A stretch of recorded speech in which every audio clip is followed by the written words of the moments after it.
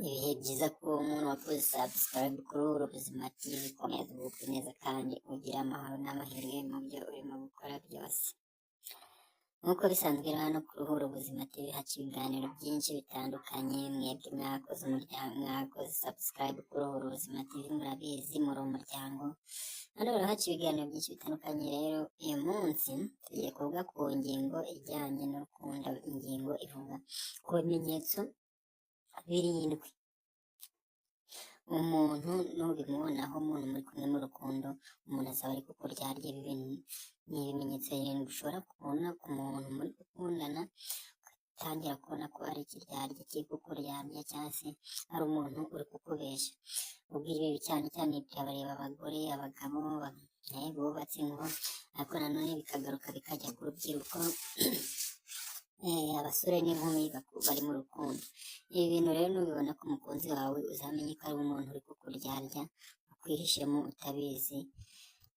Ni ibimenyetso birindwi tugiye kuba tugarukaho. Nubibona ku mukunzi wawe bizakugaragariza ko ushobora kuba ari kukuryarya. Ikimenyetso cya mbere rero hano dutangiye ushobora kubona ku mukunzi wawe ukabona ko ari kukuryarya ni uguhinduka mu myitwarire ataguhaye impamvu. Bano n'umukunzi wawe ari guhinduka mu myitwarire, yahinduka ntakwicaze ngo agusobanurire impamvu ari guhinduka. Hari ibintu azaba ari kuguhisha nanone byaba wenda atari byiza. Icya mbere ashobora kuba yari asanzwe gutega amatwi akabura umwanya, ibyo ni uguhinduka mu myitwarire. Icya kabiri ashobora no ntakikwitaho nk'uko byari bimeze mbere. Ibyo ni ibintu bishobora kukwereka ko atakiguha umwanya kandi ari guhinduka mu myitwarire. Icya gatatu asa n'utishimiye iyo muri kumwe ugasanga ntayishimye kandi wenda mbere yarishimaga, cyangwa se ukabona ni umuntu muri kumwe ariko ntayishimye. Ikimenyetso cya kabiri hano twihuse ni ukurinda cyane telefone ye. Hano kurinda cyane telefone ye bisobanuyemo ibintu byinshi. Kuba yashyira password cyangwa muri telefone ye kenshi kugira ngo yenda aguhishe amakuru ajyanye na telefone ye ataguha. Mbese hano ni uko atashaka ubwo bwisanzure kuri telefone ye, kuba wamenya ibindi bintu bitandukanye muri telefone ye. Icya kabiri ikindi kintu ni kutayirekera hafi yawe na gato. Usanga buri kanya niba wenda ari ahantu muri kumwe, telefone ye ntabwo ashaka kugira ngo yikoreho, ari kuyihoza mu mufuka cyangwa se ari kuyihoza mu ntoki ze ayifite. Ntabwo ashaka kugira ngo wowe uyigireho uburenganzira cyangwa se ube wagira icyo urebamo muri iyo telefone. Ikindi kintu hano kukurinda telefone ye cyane ni ugusiba mesaje cyangwa gusiba WhatsApp, mesaje zo kuri WhatsApp. Ugasanga hari ubutumwa bugufi aba yohererejwe, wenda hari andi mabanga abitsemo, cyangwa se kuri WhatsApp hari andi mabanga abitse adashaka kukwereka, agashaka kugira ngo bibe bye. N'ibi bintu nubibona rwose uzamenye ko uyu muntu ashobora kuba adashaka kugira ngo akwereke cyangwa se amwisanzuraneho. Hano hari ibyo aba ari kuguhisha, hari ibyo aba ari kukubeshya. Hano rero iyo umuntu numubona uzamenye ko ari indyarya mu rukundo murimo, ari uburyarya ariko agufitiye mu rukundo murimo. Ikintu cya gatatu ushobora kubona ku muntu rero mu rukundo ukabona ko ari kukuryarya ni ukukuburira umwanya no guhora afite impamvu. Buri umuntu natangira kukuburira impamvu akakubwira ko ahora ahuze, akakwirengagiza amasaha menshi, ugasanga uri kumuhamagara ntari gufata telefone, kumwandikira ntari kugusubiza, wenda niyo agusubije ugasanga ni umwandikiye mesaje 5 ari kugusubizamo imwe. Usanga ari kubura mu masaha asanzwe, amasaha atarasanzwe, ugasanga ntawe uhari. Hano uyu muntu uzagende gake azaba ari kukuryarya utabizi. Hari ibindi bintu azaba ari guha umwanya kuruta uko wowe yaguha umwanya. Niba umuntu akuburira umwanya nta mpamvu yaguhaye, hano wagakwiye kubyibazaho. Uyu muntu byanze kunze hari icyo azaba ari kuguhisha, hari ibyo azaba ari kukubeshya. Umuntu aba ari indyarya. Ikintu cya kane hano rero ushobora kubona ku muntu muri kumwe mu rukundo ukabona ko ari kukuryarya cyangwa se ari kukubera indyarya cyangwa se ari kukubeshya, ni ukugutwira amakosa utakoze cyangwa se kugushyiraho amakosa utakoze. Ugasanga ikosa rirabaye ariko nawe ari kugushyiraho ari wowe. Hano rero uyu muntu akenshi na kenshi uzasanga kugira umunyabyaha mu bintu bito, ugasanga ikintu kirabaye ni wowe ari kuregurira amakosa. Ikindi hano bashobora kukugerekaho icyaha no cyo kumuryarya, akenshi ni uburyo bwo guhisha amakosa ye, ugasanga wenda akazi kari kukuryarya mu buryo bumwe, ahubwo ni uri guhindukira akagushinja kuri kumuryarya, kandi nyamara uburyarya azi neza impamvu ari kubikora, uburyarya ari wowe ubwiyiziye uburyarya ari kubukorera. Hano rero iyo umuntu uzamwitondera, umuntu ushobora kuba yagutwira kuri kumuryarya kandi ubizi neza ko uri umwere, wowe nta kosa uri kwishinja, ariko umuntu mukundanye agatangira kugushyira amakosa, ngurindyarya muri ubu buryo ubu n'ubu, ngurindyarya muri ubu buryo ubu n'ubu, kandi mu by'ukuri mu mutima wawe wowe ubwawe ubona ko nta kosa ufite.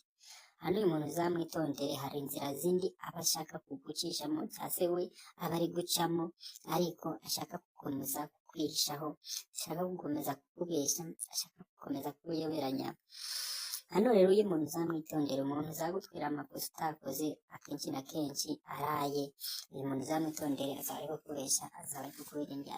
Ikimenyetso hano cya gatanu rero dukomeje, ni ukugabanuka k'urukundo n'urugwiro. Iyo umuntu nubona yatangiye kugabanya urukundo, yatangiye kugabanya urugwiro, yikugiriraga, uyu muntu uzamwitondere. Akenshi na kenshi uyu muntu akunze kuba nta magambo meza akikubwira nk'uko byari bisanzwe, akunze kunanirwa kugusoma, kukwegereza, ugasanga ntabwo akibikora, ntagufata, ugasanga nta nubwo akigufata nk'umuntu wihariye kuri we. Umuntu rero iyo urukundo nk'uru ruri kugabanuka, nta mwanya akiguha, cyangwa se wenda niyo yawuguha ariko ukabona nta fegisiyo iri mu rukundo rwanyu, cyangwa se nta kukwitaho, ntakikwitaho nk'uko byari bisanzwe, cyangwa se ntakikubwira amagambo meza nk'ayari asanganywe, ntakikwitaho bihagije. Uyu muntu uzamwitondere, hari igihe rimwe na rimwe biba birimo no kukubesha, akuyoberanyaho ko mukiri mu rukundo, nyamara we urwo rukundo yaramaze kuruvamo, ahubwo we asigaye ari kukwiyoberanyaho kugira ngo umenye ko mukiri kumwe, nyamara yaramaze kurusohokamo. Hano rero kunanirwa kugusoma, kukwegereza, nabyo ni ibindi bimenyetso wenda ibingibi nubwo atari ikimenyetso ngo cyangombwa cyakwereka ko umuntu wenda uburyarya, ariko iki ngiki cyo nacyo cyitabwaho. Ikimenyetso cya gatandatu rero ni ukukubeshya no kwivuguruza, kubeshya no kwivuguruza, ugasanga inkuru ze ntizijyana, inkuru ari kukubwira ntizijyana, ugasanga ari kugenda arinyuraguramo ukuntu, ugasanga aho yavuze ko ari haza guhinda, ugasanga ntahinduka, cyangwa se ugasanga iyo umubajije ararakara, yakirwanaho cyane, ugasanga umubajije ikintu runaka ukabwira ati ese iki kintu ko nakikubonyeho uri gukora iki n'iki, wenda ntari kubona neza mu rukundo rwacu, ndi kubona ko ari ikintu kitaryoheye, kitanyuze mu rukundo turimo, ni ukubera icyo. Ugasanga ahubwo wa muntu uhise urakara kubera ko ukimubajije, usanga ari kukigushinja. Uyu muntu rero umukunda kubeshya no kwivuguruza, uyu muntu byanze bikunze mu marangamutima ye haba harimo uburyarya, ubwo ni umutima uba uri kumucira urubanza. Umuntu iyo ari kubeshya akanivuguruza, byanze bikunze ni umutima uba uri kumucira urubanza, ushaka kukwereka ko ibyo ari kwivuguruzamo nyamara ari nk'Imana iri kuguhishura ko umuntu mutakiri kumwe, ahubwo hari izindi nzira arimo.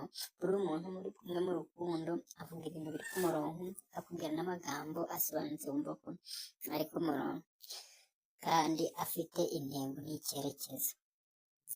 Hano rero ikintu cya karindwi turi gusoza ni ukudashaka kukujyana mu buzima bwe. Hano rero kudashaka kukujyana mu buzima bwe, ugasanga ntabwo ashaka kugira ngo ubuzima bwe ubugiremo cyangwa se ubwinjiremo cyane, ugasanga ntagishaka kukumenyesha inshuti ze, ntagishaka kukwereka inshuti ze, ntamwatembere, ntabwo ashaka kukwereka inshuti ze, ugasanga aguhisha aho aba cyangwa se aho ajya, uba uri umuntu niba mukundanye ukaba utazi ngo abahe cyangwa se akomoka he cyangwa se ni uw'umuhe muryango, uyu muntu byanze bikunze aba ari kukubeshya cyangwa se ngo akwereke intego yanjye nizi. Uri umuntu nanone utanakwereka intego ze, akakubwira ati ngiye mu rukundo turimo mfite izi ntego izi n'izi, nshaka ko urukundo rwacu wenda turukura tukarugeza ruva rukazagera aha, mbese akakugaragariza ko urwo rukundo rwanyu rufite intego. Rero umuntu utabikwereka ngo akwereke urukundo rwanyu intego rufite, ngo yibande kuvuga ati uru rukundo rwacu intego rufite n'iyi, uyu muntu byanze bikunze ari kukubeshya. Ikindi ugasanga ntanashaka kugaragarana nawe mu ruhame, usanga ntashaka ko wowe nawe mugaragara mu ruhame, ugasanga niba mugeze ahantu mu bantu ashaka kugenda wenyine, ntabwo ashaka ko mujyana. Byanze bikunze iki kintu uyu muntu aba ari kukugaragariza ni uburyarya. Ndi umuntu ukwishimiye, umuntu ufite intego mu rukundo, umuntu ushaka ko urukundo rwanyu murukomezanya kugeza mugeze ku ndunduro yarwo muri kumwe, cyangwa se wenda mugeze aho ruryoshye, mugeze aho urukundo rwanyu muzakomeza kurubagarira rukera imbuto. Uri umuntu utishimira ko mwaba mwagendana, uyu muntu aba ari kukubesha cyane. Ibi ni ibimenyetso rero birindwi bishobora kukugaragariza ko umuntu muri kumwe mu rukundo ashobora kuba ari kukuryarya cyangwa se ari kukubesha. Ibi rero nubibona ko umukunzi wawe, wowe mugore, wowe mugabo, wowe musore, wowe nkumi, yemwe sinzi niba no mu bakecuru ibi ngibi bibamo, n'abakecuru n'abasaza, ibi bimenyetso rero nubibona ko umuntu mukundanye cyangwa se muri kumwe mu rukundo, uzagende gake utangire kumwiga neza, utangire kumubaza impamvu ibi bintu uri kumubonaho, kugira ngo ejo bundi utazashibuka waguye mu ruzi rwita ikiziba. Gusa nanone ikintu twabwiraho ni ibimenyetso byerekana ko ari gihamya y'uko umuntu yakwanze burundu. Hari umuntu ushobora kubikora ari impamvu runaka ari kubikora, ariko nanone cyane cyane ibingibi rwose akenshi na kenshi ni ibintu bisenya urukundo ku muntu byagaragayeho. Ndagushimiye rero wowe twabanye muri iki kiganiro. Niba ukunda ibiganiro nk'ibi, ni umwanya mwiza wo gukora subscribe kugira ngo n'indi video zivuga ku biganiro nk'ibi zitazajya zigucika, kandi nanone nkwibutsa gutanga like, ugakora share ari abantu iki kiganiro cyakubaka, ndetse ugatanga na comment hari inyunganizi cyangwa se ibindi bitekerezo ushaka kuduha. Komeza ubane natwe rero mu bindi biganiro biri imbere. Kitapfa gucikwa no kudakora, wowe ikosa ugomba gukora ni ukugenda udakora subscribe kugira ngo ibiganiro bitazajya bigucika bijye kugeraho mu ba mbere. Ndagushimira rero twabanye, komeza ugubwe neza.